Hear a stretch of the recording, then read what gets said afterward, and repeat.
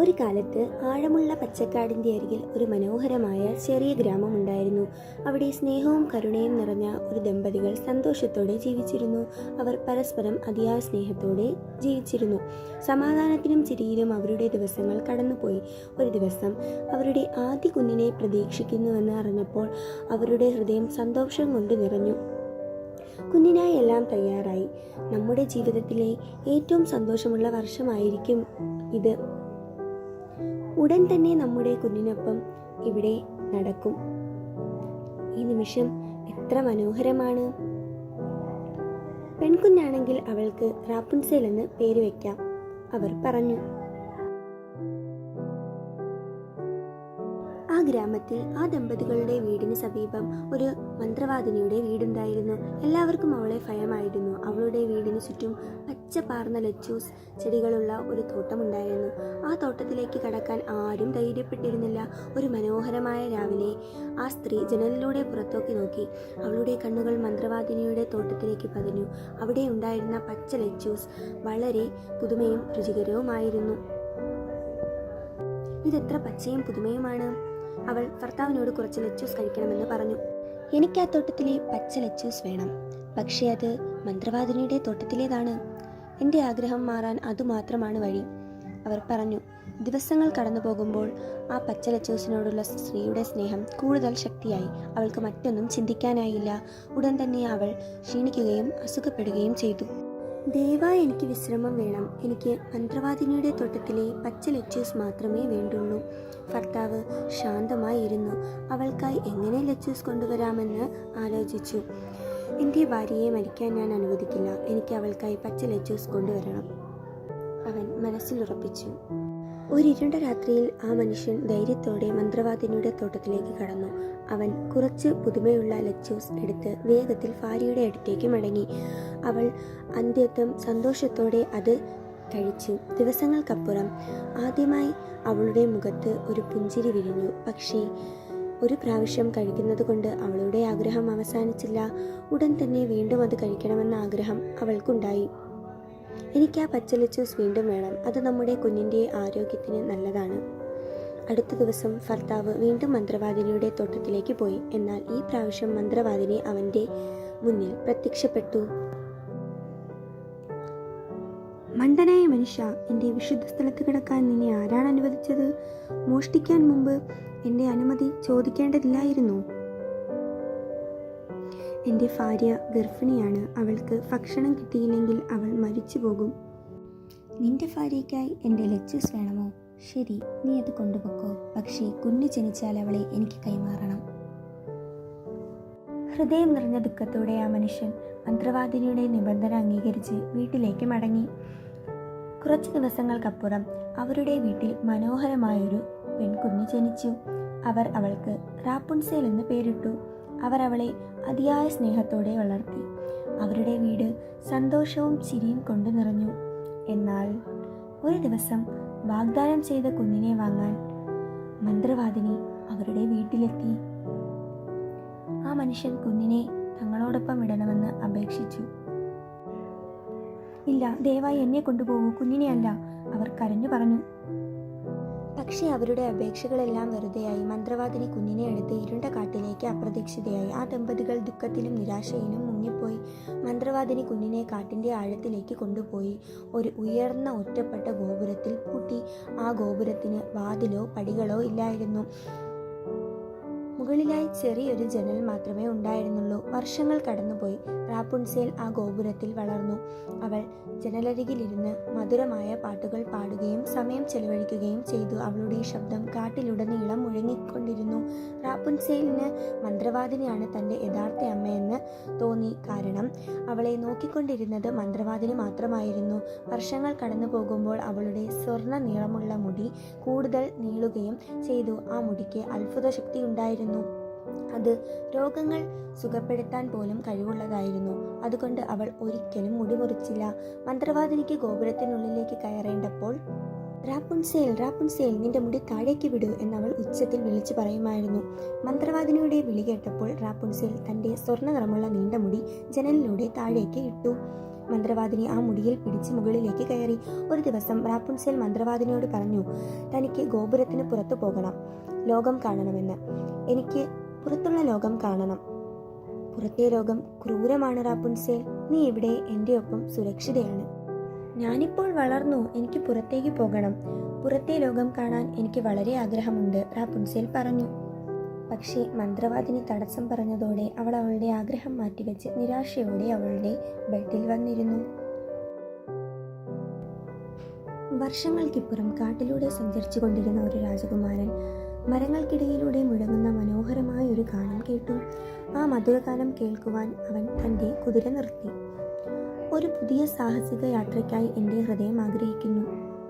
രാജകുമാരൻ ഗോപുരത്തിനടുത്തേക്ക് എത്തിയപ്പോൾ ജനലിനരികിൽ നിന്നുകൊണ്ട് മൃദുവായി പാടുന്ന റാപ്പുൻസെലിനെ അവൻ കണ്ടു. സ്വതന്ത്രയാകാൻ ഞാൻ എപ്പോഴും ആഗ്രഹിച്ചിരുന്നു.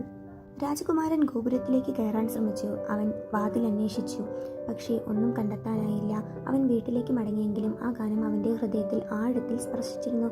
അതിനാൽ ആ ശബ്ദം വീണ്ടും കേൾക്കാൻ അവൻ ദിവസവും തിരികെ വന്നു.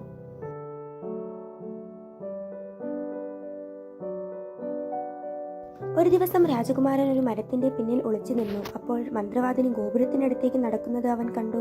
അവൾ താഴെ നിന്ന് വിളിച്ചു പറഞ്ഞു, റാപ്പുൻസെൽ, റാപ്പുൻസെൽ, നിന്റെ മുടി താഴേക്ക് വിടൂ.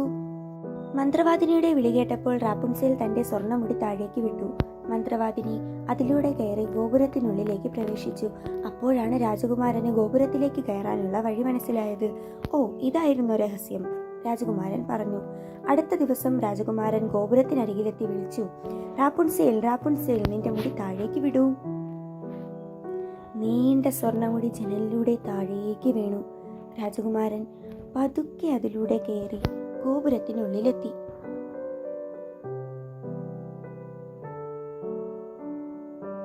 നിങ്ങൾ ആരാണ്? ഭയപ്പെടേണ്ട, ഞാൻ നിന്നെ കാണാൻ മാത്രമാണ് വന്നത്, രാജകുമാരൻ പറഞ്ഞു. ആദ്യം റാപ്പുൻസെൽ ഭയപ്പെട്ടു. എന്നാൽ രാജകുമാരൻ വളരെ സ്നേഹത്തോടെ സംസാരിച്ചു. അവളുടെ പാട്ട് തന്റെ ഹൃദയത്തെ സ്പർശിച്ചുവെന്നും അവളെ കാണാതെ മനസ്സിൽ സമാധാനം കിട്ടിയില്ലെന്നും അവൻ പറഞ്ഞു. നന്ദി, റാപ്പുൻസെൽ പറഞ്ഞു. അല്പാൽപമായി അവളുടെ ഭയം അകന്നു. നന്ദി, റാപ്പുൻസെൽ വീണ്ടും പറഞ്ഞു.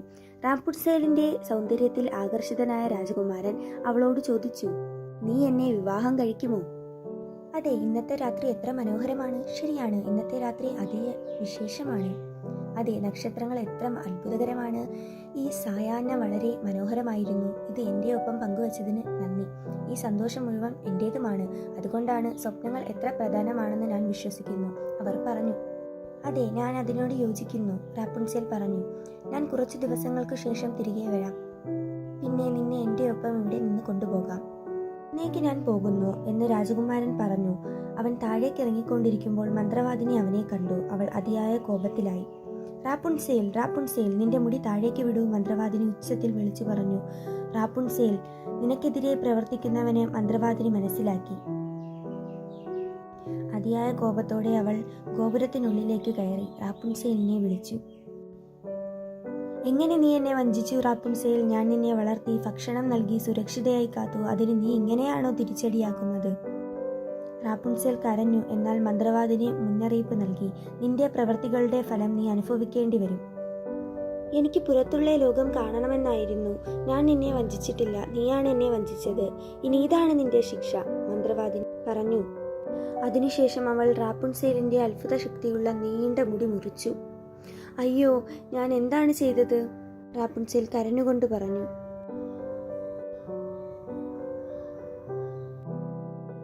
ശേഷം അവൾ റാപ്പുൻസെലിനെ ദൂരെയുള്ള ഒറ്റപ്പെട്ട ഒരു മരുഭൂമിയിലേക്ക് അയച്ചു.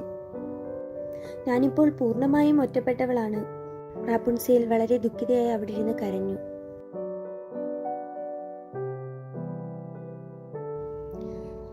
മന്ത്രവാദിനി മുഴുവൻ ദിവസവും അസഹനീയമായ കോപത്തോടെ രാജകുമാരനെ കാത്തിരുന്നു. രാത്രി എത്തിയപ്പോൾ രാജകുമാരൻ ഗോപുരത്തിനരികിലെത്തി റാപ്പുൻസെലിനെ വിളിച്ചു. റാപ്പുൻസെൽ, റാപ്പുൻസെൽ, നിന്റെ മുടി താഴേക്ക് വിടൂ. ദുഷ്ടയായ മന്ത്രവാദിനി മുറിച്ച മുടി താഴേക്ക് വിട്ടു. രാജകുമാരൻ അതിലൂടെ മുകളിലേക്ക് കയറാൻ തുടങ്ങി. പക്ഷേ മുകളിലെത്തി നോക്കിയപ്പോൾ അവിടെ കോപത്തോടെ കാത്തിരുന്ന മന്ത്രവാദിനിയെ കണ്ടു. നീ റാപ്പുൻസേലിനെ അന്വേഷിച്ചാണോ വന്നിരിക്കുന്നത്? മന്ത്രവാദിനി കോപത്തോടെ പറഞ്ഞു. റാപ്പുൻസേൽ ഇനി ഇവിടെയില്ല. നീ അവളെ എന്നേക്കുമായി നഷ്ടപ്പെടുത്തി. എന്നെ വഞ്ചിക്കാൻ നീ ധൈര്യപ്പെട്ടു. ഇനി നീ ഇവിടെ നിന്ന് ജീവനോടെ പോകില്ല. അതിയായ കോപത്തിൽ മന്ത്രവാദിനി രാജകുമാരനെ ഗോപുരത്തിൽ നിന്ന് താഴേക്ക് തള്ളിയിട്ടു. രാജകുമാരന് കാഴ്ച നഷ്ടപ്പെട്ടു. വർഷങ്ങളോളം അവൻ അന്ധനായി കാട്ടിലൂടെ അലഞ്ഞു തിരിഞ്ഞു. ഒടുവിൽ ക്ഷീണിതനും ദുർബലനുമായി അവൻ മരുഭൂമിയിലെത്തി. ഒരു ദിവസം അവനൊരു പരിചിതമായ ശബ്ദം കേട്ടു. ആരോ മധുരമായി പാടുകയായിരുന്നു. ആ ശബ്ദം റാപ്പുൻസേലിൻ്റെതാണെന്ന് അവൻ തോന്നി. പ്രതീക്ഷയോടെ അവൻ ആ ശബ്ദത്തേക്കടുത്തു. എല്ലാം വീണ്ടും നല്ലതാകുമെന്ന് അവൻ വിശ്വസിച്ചു. റാപ്പുൻസേൽ! രാജകുമാരൻ റാപ്പുൻസേലിനെ വീണ്ടും കണ്ടുമുട്ടി. അന്ധനായിരുന്ന വർഷങ്ങളിലെ തൻ്റെ ദുരിതങ്ങൾ അവൻ അവളോട് പറഞ്ഞു. മന്ത്രവാദിനി എന്നെ അന്ധനാക്കി, പിന്നെ എന്നെ ഈ ശൂന്യമായ സ്ഥലത്തേക്ക് തള്ളിയിട്ടു. റാപ്പുൻസേൽ കരഞ്ഞു. ഓ എൻ്റെ പ്രിയപ്പെട്ടവനെ! അവളുടെ കണ്ണുനീർ രാജകുമാരൻ്റെ കണ്ണുകളിൽ വീണപ്പോൾ അത്ഭുതകരമായി അവൻ്റെ കാഴ്ച തിരിച്ചു കിട്ടി. നമ്മൾ വിജയിച്ചു, അവർ പറഞ്ഞു. ഹൃദയം നിറഞ്ഞ സന്തോഷത്തോടെ അവർ ഒരുമിച്ച് മടങ്ങി. ഒടുവിൽ റാപ്പുൻസേൽ തൻ്റെ യഥാർത്ഥ മാതാപിതാക്കളെ കണ്ടെത്തി. വർഷങ്ങൾക്കിപ്പുറം അവൾ അവരുമായി വീണ്ടും ഒന്നിച്ചു. ഞാൻ നിങ്ങളെ സ്നേഹിക്കുന്നു. എനിക്കും നിങ്ങളെ വളരെ മിസ് ചെയ്തിരുന്നു. ശേഷം രാജകുമാരൻ റാപ്പുൻസേലിനെ തൻ്റെ രാജ്യത്തിലേക്ക് കൊണ്ടുപോയി. അവിടെയുള്ള ജനങ്ങൾ സന്തോഷത്തോടെ അവരെ വരവേറ്റു. റാപ്പുൻസേൽ രാജകുമാരൻ്റെ മാതാപിതാക്കളെയും കണ്ടുമുട്ടി. സ്വാഗതം എൻ്റെ മകനെ, രാജകുമാരൻ്റെ മാതാപിതാക്കൾ പറഞ്ഞു. ഓ പ്രിയപ്പെട്ടവരെ, നിങ്ങളെ ഞങ്ങൾ വളരെ മിസ് ചെയ്തിരുന്നു. വീട്ടിലേക്ക് മടങ്ങിയതിൽ എത്ര സന്തോഷമുണ്ട്, അവർ പറഞ്ഞു. കുറച്ച് ദിവസങ്ങൾക്ക് ശേഷം അവരുടെ വിവാഹ വാർത്ത രാജ്യമെമ്പാടും പടർന്നു. ഒടുവിൽ റാപ്പുൻസേലും രാജകുമാരനും എല്ലാവരുടെയും സ്നേഹത്തിൻ്റെയും അനുഗ്രഹത്തിൻ്റെയും നടുവിൽ വിവാഹിതരായി. അവരുടെ ഹൃദയങ്ങൾ സന്തോഷം കൊണ്ട് നിറഞ്ഞു. അവർ ഒരുമിച്ച് പുതിയ ജീവിതം ആരംഭിച്ചു. പിന്നെ അവർ എന്നും സന്തോഷത്തോടെ ജീവിച്ചു.